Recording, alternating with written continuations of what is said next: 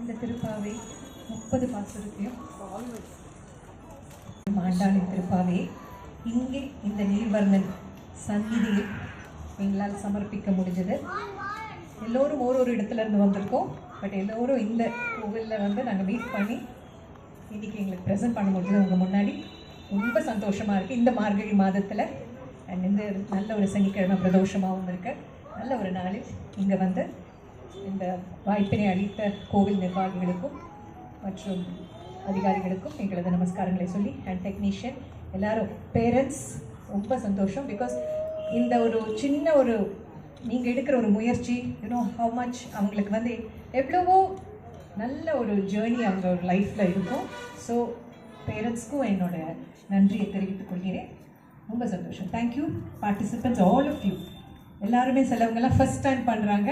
I think அந்த கோவிலே ஒரு அரங்கேற்றமான மாதிரி இருக்குது.